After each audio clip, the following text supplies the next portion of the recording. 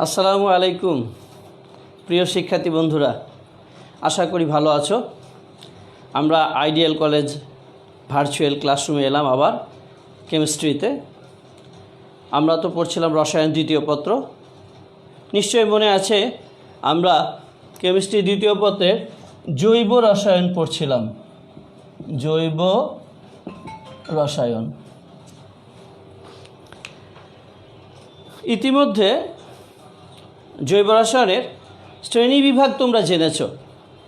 জৈব রসায়নকে বেশ কয়েকটি ভাগে ভাগ করা যায়, তবে প্রথমে প্রধানত দুটি ভাগে ভাগ করা যায়।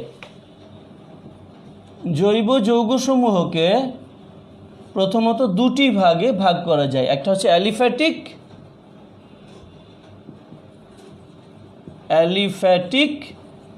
একটা হচ্ছে অ্যারোম্যাটিক। অ্যালিফ্যাটিক আর অ্যারোম্যাটিক এটাই হচ্ছে জৈব যৌগের প্রধান দুটি ভাগ। অ্যালিফ্যাটিক অংশটুকু অলরেডি আমাদের মোস্তফা মাহমুদ জুহা স্যার জায়েদ স্যার পড়ানো শুরু করে দিয়েছেন, আর আমি ইতিপূর্বে তোমাদের সমানতা পড়িয়ে এসেছি, তারপরে ইলেকট্রোফাইল নিউক্লিওফাইল পড়িয়েছি। আজকে আমি তোমাদের শুরু করতে যাচ্ছি অ্যারোম্যাটিক যৌগ। আমি তোমাদের পড়াবো কি? অ্যারোম্যাটিক যৌগ। বন্ধুরা, আজকে আমরা যা পড়ব তা একটা ধারণা দিচ্ছি। আজকে আমরা প্রথমত পড়ব অ্যারোম্যাটিক যৌগ কী, এবং অ্যারোম্যাটিক যৌগের সংজ্ঞার মূল ভিত্তি হচ্ছে হাকেল নীতি, সেটা সম্পর্কে জানব। অ্যারোম্যাটিক যৌগ বিশ্লেষণ, হাকেল সংখ্যা বিশ্লেষণ এবং বিভিন্ন অ্যারোম্যাটিক যৌগের উদাহরণ নিয়ে পর্যালোচনা করব। যাই হোক, অ্যারোম্যাটিক যৌগ কী এটা পড়ানোর আগে ছোট্ট দু একটা কথা বলে নিই। অ্যারোম্যাটিক এই যে শব্দটা, এটা এসেছে অ্যারোমা, গ্রিক একটা টার্ম অ্যারোমা থেকে। Aroma, AROMA, aroma. অ্যারোমা মানে হচ্ছে সুগন্ধ বা সুগন্ধি। অ্যারোম্যাটিক যৌগসমূহ আসলে রসায়নবিদদের মতে খুব সুগন্ধযুক্ত, কিন্তু আমাদের মতে, আমরা যারা সাধারণ মানুষ, তাদের কাছে অ্যারোম্যাটিক যৌগ অনেক সময় দুর্গন্ধ হয়। যেমন মনে করো, একটা উদাহরণ দিই, ন্যাপথালিন। ন্যাপথালিন অনেকের কাছে খুব ভালো লাগে, আবার অনেকের কাছে গন্ধটা খুব খারাপ লাগে। ন্যাপথালিন হচ্ছে অ্যারোম্যাটিক যৌগ। কার্বনিক অ্যাসিড, ফেনল, যেটাতে আমরা বাসায় রাখি যাতে সাপ না ঢুকে, এটাও কখনো কখনো সুগন্ধ, কখনো কখনো কারো কাছে দুর্গন্ধ লাগে। এনিওয়ে, সুগন্ধ হোক আর দুর্গন্ধ হোক, যেহেতু রসায়নবিদগণ এটাকে সুগন্ধি ঘোষণা দিয়েছেন, আমরা ধরেই নিলাম এটা সুগন্ধি। এসো, প্রথমেই আমরা দেখব অ্যারোম্যাটিক যৌগের সংজ্ঞা বা ডেফিনেশন, সেটা আমি লিখে দিচ্ছি, পরে পর্যালোচনা করব। এসো, অ্যারোম্যাটিক যৌগ।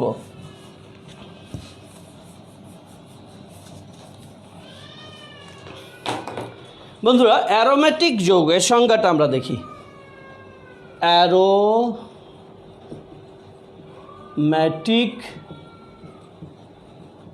যৌগ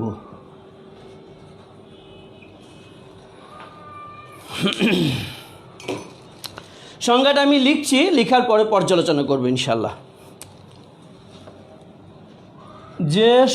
যে সব সমতলীয় বলয়াকার যৌগের অণুতে সঞ্চরণশীল 4n+2 সংখ্যক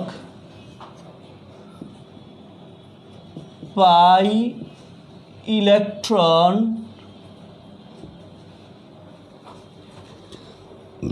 বিদ্যমান তাদের অ্যারোম্যাটিক যৌগ বলে।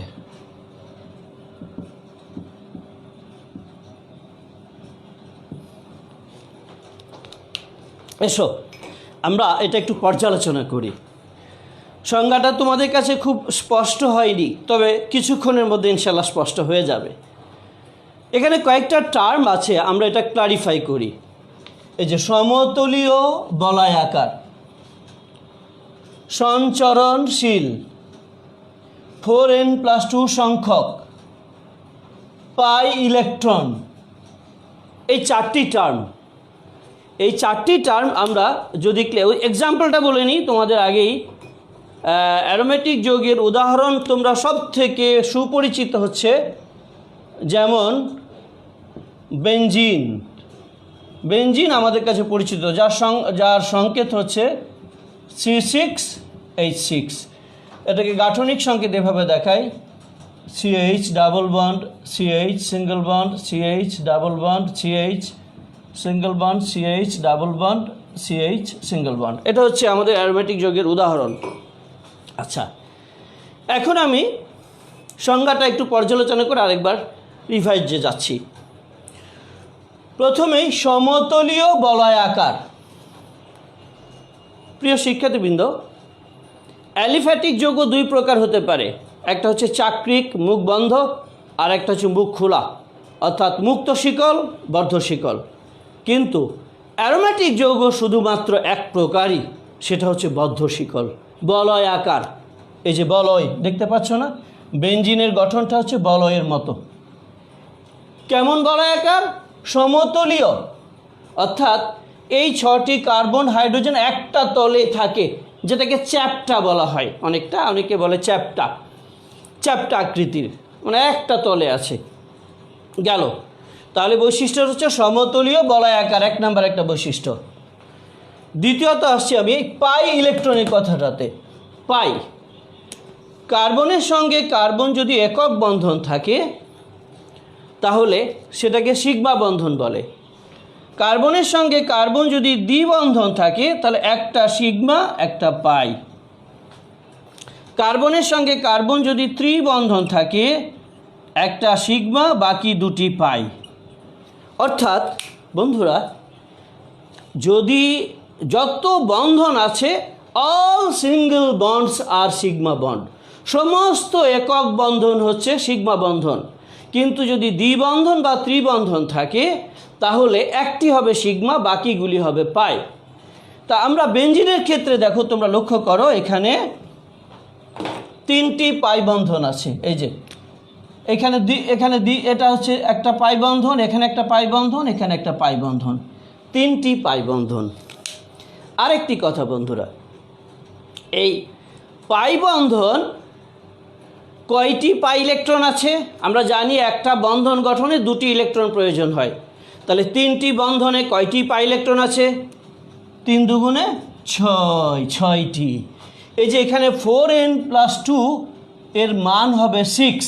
কিভাবে 6 হলো বা এই নীতিটা কি, এটা নিয়ে একটু পরেই আসছি। বিজ্ঞানী হাকেল এই নীতিটা দিয়েছিলেন। এখানে n এর মান, বেনজিনের ক্ষেত্রে n এর মান 1 ধরা হয়। তাহলে 1 ধরলে কি হচ্ছে, 4 একে 4 আর 2 এ 6, এই 6 সংখ্যক পাই ইলেকট্রন এখানে বিদ্যমান। এটার ডিটেলস আমি একটু পরে আসছি তোমাদের, যে 4n+2 এর ব্যাখ্যাটা, এটা হাকেল নীতি অনুসারে আসছে। আরেকটা শব্দ আমাদের ব্যাখ্যা আছে বাকি, সঞ্চরণশীল। এই সঞ্চরণশীল কথাটা আমি দেখাচ্ছি। এই যে বেনজিনের স্ট্রাকচার, এটাকে আমরা এভাবে দেখাই। এই প্রত্যেকটা কর্নারে একটা করে CH আছে, প্রত্যেকটা কর্নারে একটা করে CH। আমি যদি এটাকে এভাবে দেখাতে পারি কিনা দেখো তো। এই দ্বিবন্ধনটা এখানে চলে এলো, অর্থাৎ এটা এখানে চলে এলো, এটা এখানে চলে এলো এই জায়গাতে, আর এটা যদি এখানে চলে যায় তাহলে এখানে দ্বিবন্ধন। তার মানে দ্বিবন্ধনটা এই 3টার মধ্যে থাকতে পারে অথবা এভাবেও থাকতে পারে। এটা সবসময় হচ্ছে মুভেবল, ফ্লেক্সিবল, অর্থাৎ এভাবেও থাকতে পারে, এভাবেও থাকতে পারে। এই সবসময় এটা ডিলোকেলাইজড, সঞ্চরণশীল। এবং বিজ্ঞানী কেকল এই দুটাকে একত্রে দেখিয়েছে, এভাবে একটা বৃত্তের মতো দেখিয়ে দিয়েছেন, অর্থাৎ সবসময় 6টা ইলেকট্রন ঘুরছে। এটাকে বলা হচ্ছে সঞ্চরণশীল। অর্থাৎ অ্যারোমেটিক যৌগের আরেকটা বৈশিষ্ট্য হচ্ছে পাই ইলেকট্রনগুলো অলওয়েজ মুভেবল, ডিলোকেলাইজড, সঞ্চরণশীল। তাহলে আমরা বুঝতে পারলাম কি, সংজ্ঞাটা আরেকবার দেখছি।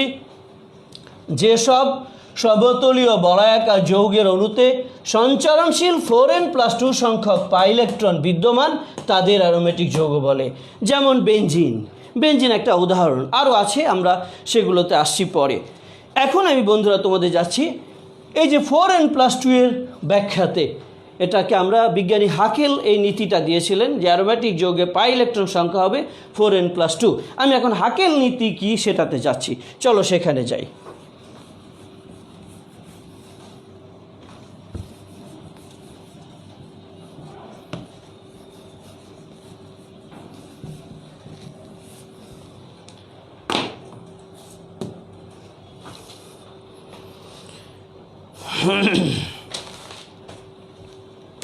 হাকেল নীতি।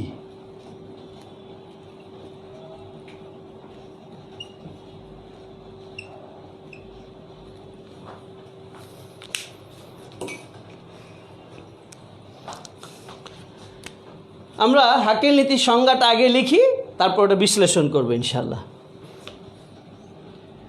সঞ্চরণশীল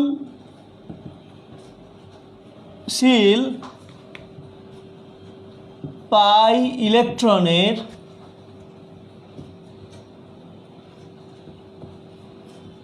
সঞ্চরণশীল পাই ইলেকট্রনের 4n+2 সংখ্যা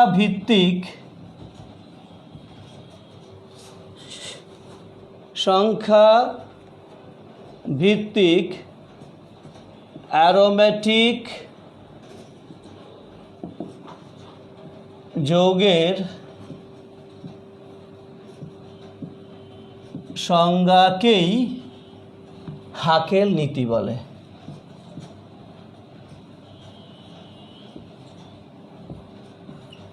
বন্ধুরা, এই যে অ্যারোমেটিক যৌগে 4n+2 সংখ্যক পাই ইলেকট্রন থাকবে, এই যে ডেফিনেশনটা, এই সংজ্ঞাটা, এইটা হাকেল নীতি বলা হয়। বিজ্ঞানী হাকেল এই নীতিটা দিয়েছিলেন বলে। এখানে n এর মান n = 0, 1, 2, 3 ইত্যাদি পূর্ণ সংখ্যা।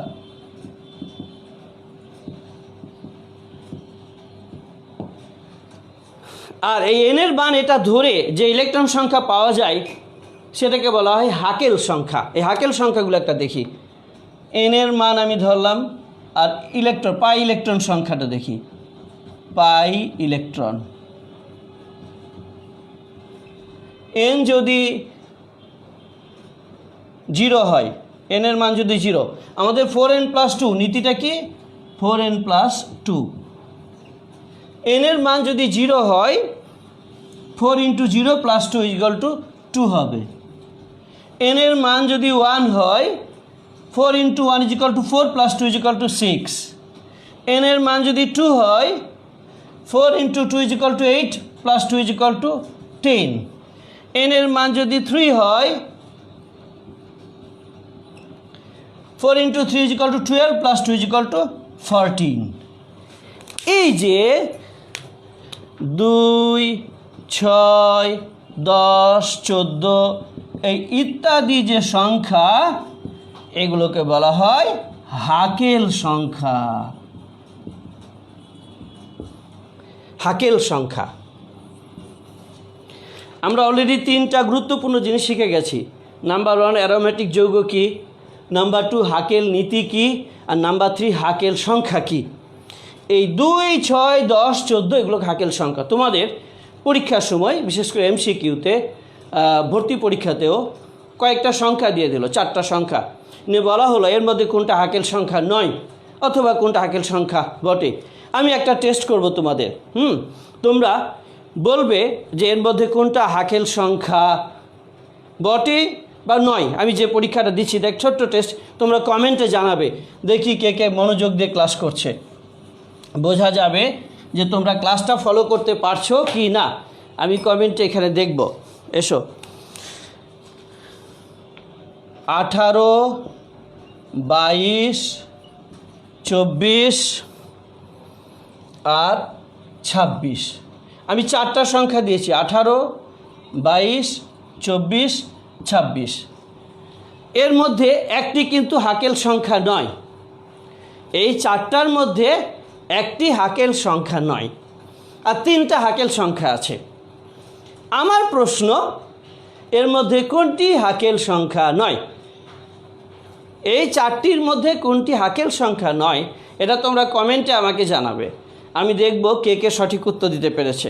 হ্যাঁ, আবার ক্লাস শেষে কিন্তু আমি আবারও প্রশ্ন করব, আরেকটা টেস্ট যেমন নিই ক্লাসের শেষ অংশে গোটা ক্লাসের উপর একটা টেস্ট নিব, দেখব কে কে পারে। আচ্ছা, কোনটা কোনটা হাকেল সংখ্যা নয়? আচ্ছা, এটা রেখা খাদিজা দিয়েছে, ডালিম দিয়েছে 24, নাহিন জুহান দিয়েছে 24, নুসরাত জাহান মিতু দিয়েছে 24, সুলতান দিয়েছে 24, দিশা দিয়েছে 24, জেরিন দিয়েছে 24, হাবিবা 24। মাশাআল্লাহ, অনেকেই রেসপন্স করছো। হ্যাঁ, সবাই 24। তৃষা দিয়েছে 24, অমিত 24, মহিন 24, আফসানা 24, রিফা 24, আনিকা 24, মির্জা 24, নীল অভ্র দিয়েছে 22, একটা 22 পেয়েছি। সাজিদ 24, ফাতিমা 24, আফসানা 24, তাসনিম 24। আচ্ছা, মোটামুটি যারা দিয়েছো সবাইকে কনগ্রাচুলেশন। সাজিদ 24, দীপ্ত 24। আচ্ছা, ঠিক আছে, সবাই 24 দিয়েছো। ইসলাম 24, আরেকটা 24 আছে, নীল অভ্র আবার 24 কারেকশন করে দিয়েছে।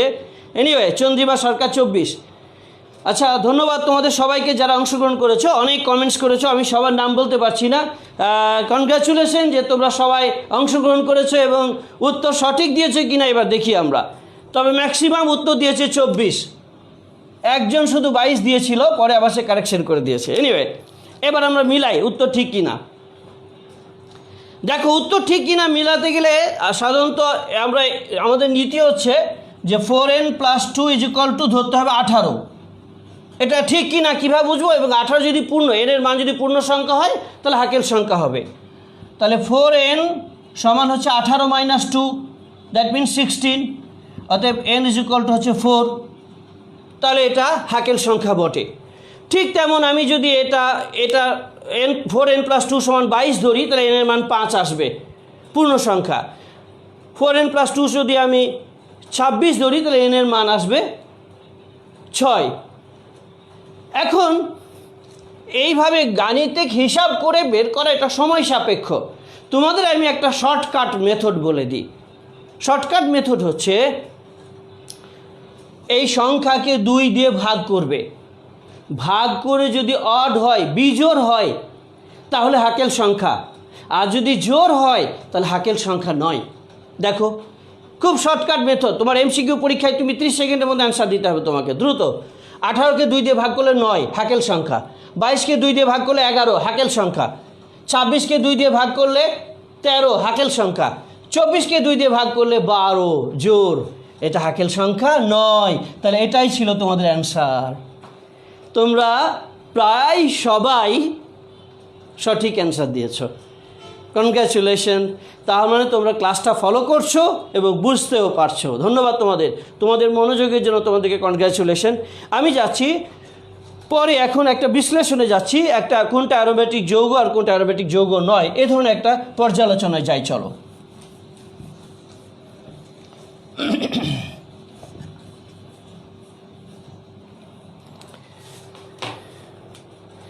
এসো, আমি কয়েকটা যৌগ দেখছি। আমাদের তো বেনজিন অ্যারোমেটিক যৌগ আমরা জানি, এটা ওয়েল নোন, সুপরিচিত বেনজিন।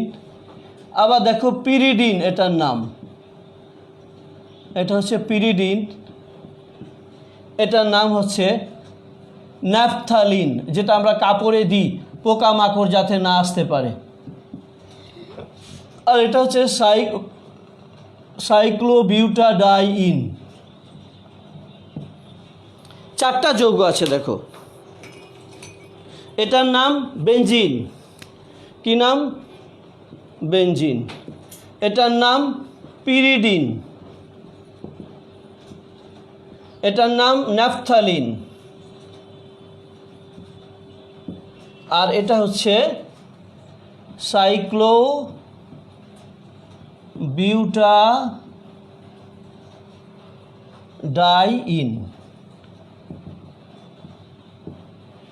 আচ্ছা, দেখো, প্রথমত এগুলো সব চাক্রিক, বলয়াকার, চ্যাপ্টা, এবং এগুলোতে সব পাই বন্ধনও আছে। এখন হাকেল নিয়ম অনুসারে কার পাই ইলেকট্রন আছে দেখি। এখানে পাই ইলেকট্রন 6টি, বেনজিন তো অ্যারোমেটিক, এখানেও 6, এটাও অ্যারোমেটিক। এখানে দেখো 1 2 3 4 5, 5 মানে 10টি পাই ইলেকট্রন আছে, এটাও অ্যারোমেটিক, হাকেল সংখ্যা। কিন্তু এখানে পাই ইলেকট্রন হচ্ছে 4টি, তার মানে এটা চাক্রিক, অসম্পৃক্ত ইত্যাদি হওয়া সত্ত্বেও শুধু হাকেল নীতি ভায়োলেট করার জন্য এটা অ্যারোমেটিক নয়। তাহলে মোটামুটি আমরা অ্যারোমেটিক যৌগ সম্পর্কে একটা ধারণা লাভ করলাম। এখন আমি তোমাদের যাচ্ছি কিছু উদাহরণ, মানে বেনজিন থেকে জাত যে সমস্ত যৌগগুলো, তাদের প্রধান প্রধান যৌগগুলোর গঠন এবং নামটা দেখে নিব আজকের ক্লাসে। এসো আমরা সেখানে যাচ্ছি।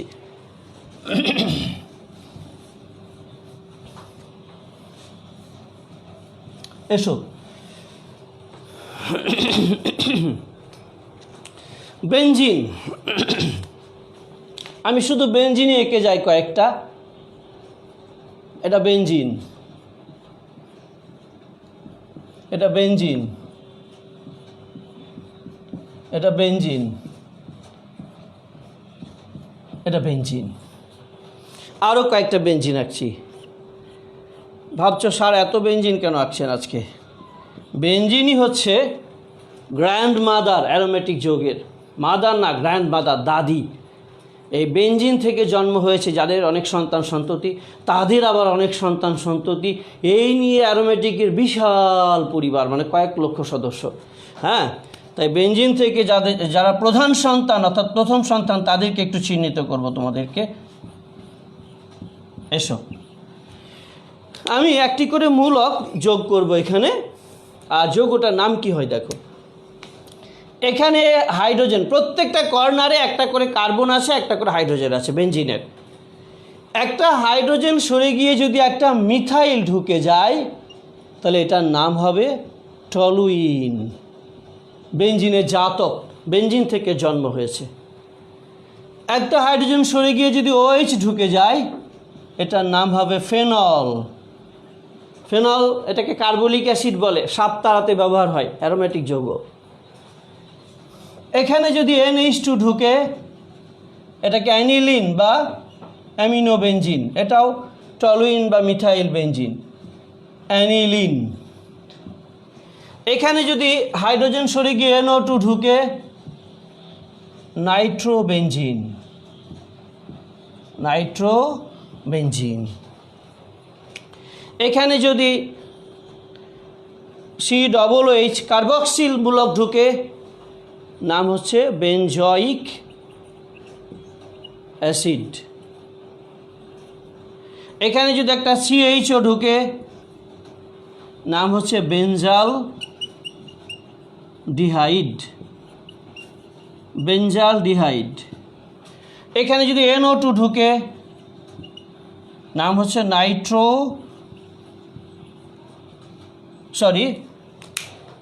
SO3H। এখানে যদি SO3H ঢুকে, আবার CONH2, এটার নাম হচ্ছে CONH2, বেনজামাইড, বেনজামাইড। এখানে যদি SO3H ঢুকে, নাম হচ্ছে বেনজিন সালফোনিক অ্যাসিড। প্রিয় শিক্ষার্থী বন্ধুরা, আমরা আজকের ক্লাসে অ্যারোমেটিক যৌগের প্রাথমিক ধারণা অর্জন করলাম।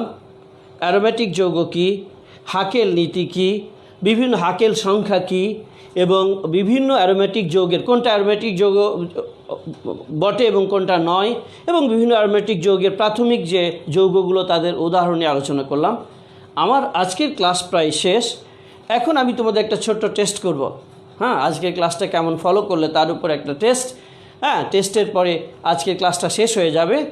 আগামী ক্লাসে আমরা ইনশাল্লাহ বেনজিনের বিভিন্ন প্রস্তুতি এবং বিক্রিয়া নিয়ে চলে যাব ইনশাল্লাহ। তো এসো, আমি একটা টেস্ট দিই, দেখি তোমরা একটা প্রস্তুতি নাও টেস্ট দেওয়ার জন্য। চলো আমরা সেখানে যাচ্ছি। একটু আগে টেস্ট দিয়েছিলে তোমরা একটা ছোট্ট মিনি টেস্ট হাকেল সংখ্যার উপরে। এখন একটা টেস্ট নিয়ে যাচ্ছি আমি। আমি 3টা যৌগ দিচ্ছি। এই 3টা যৌগের মধ্যে দেখো, একটা নাম্বার 1,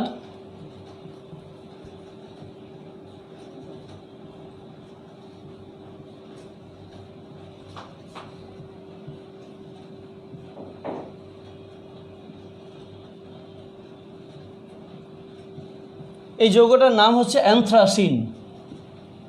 অ্যানথ্রাসিন। 2 নাম্বার, তোমাদের ওই অ্যারোমেটিক যৌগের কথা বলতে গিয়ে আরও 2টা যৌগের কথা বলি। এই যে সাইক্লোপ্রোপিন আয়ন, তারপরে ফিউরান, হ্যাঁ, এগুলো সম্পর্কে তোমরা দেখে নিও। এগুলো কিন্তু অ্যারোমেটিক যৌগ। সাইক্লোপ্রোপিন আয়ন ছোট্ট একটা 3 কার্বনযুক্ত, তারপরে ফিউরান এটা একটা বিষম চাক্রিক, এগুলো 5 কার্বনযুক্ত। এগুলো হচ্ছে কিন্তু অ্যারোমেটিক। এনিওয়ে, 2 নম্বর হচ্ছে, এটা হচ্ছে সাইক্লোহেক্সেন।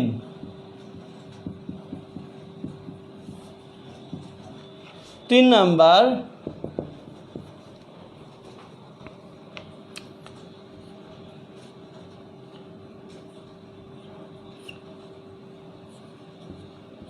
এটা হচ্ছে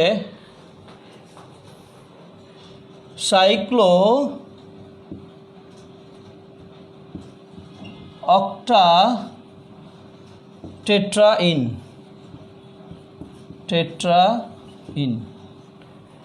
3টা যৌগ দিয়েছি।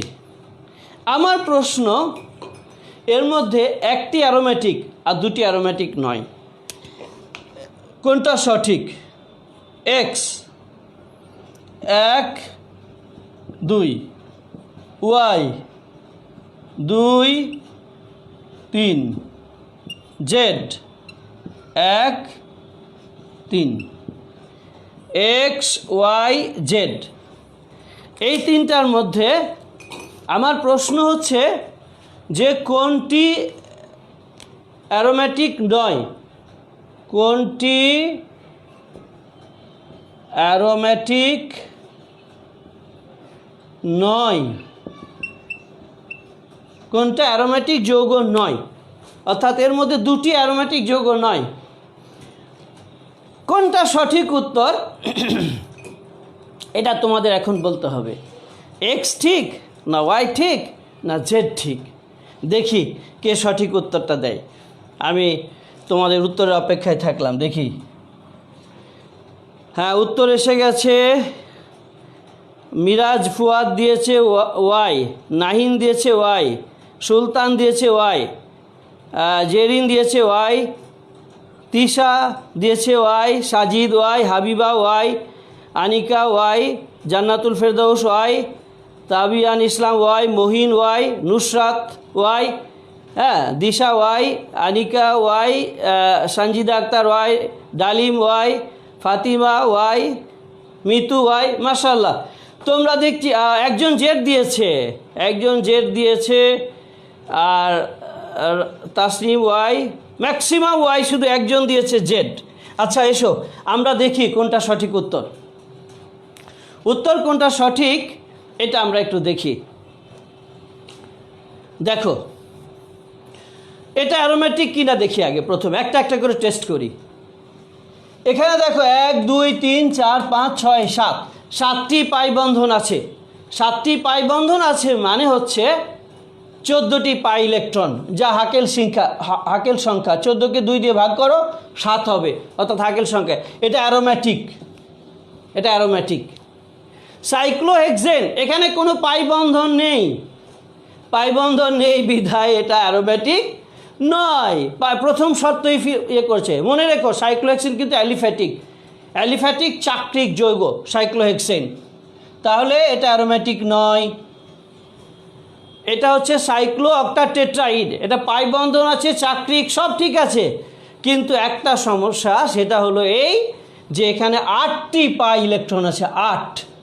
8কে 2 দিয়ে ভাগ করো 4 হবে, অর্থাৎ হাকেল সংখ্যা নয়, তাহলে এটাও নয়। তাহলে সঠিক উত্তর হচ্ছে ওয়াই। ধন্যবাদ তোমাদেরকে, এবং আমার হৃদয়ের অন্তঃস্থল থেকে তোমাদেরকে কনগ্রাচুলেশন 99% স্টুডেন্ট, বলতে গেলে 100% স্টুডেন্টই সঠিক অ্যান্সার দিয়েছো। তার মানে তোমরা ক্লাসটা অত্যন্ত মনোযোগ দিয়ে ফলো করছো এবং বুঝতে পেরেছো। এটা 100% তোমাদের সফলতা। ধন্যবাদ তোমাদের সবাইকে। শেষে একটা কথা বলে যাই, প্রত্যেক মঙ্গলবার ঠিক 11:30টায় তোমাদের সঙ্গে দেখা হবে। তোমরা 11:25-এ চলে আসবে। ধন্যবাদ সবাইকে। আল্লাহ আমাদের সবাইকে ভালো রাখুক। আসসালামু আলাইকুম।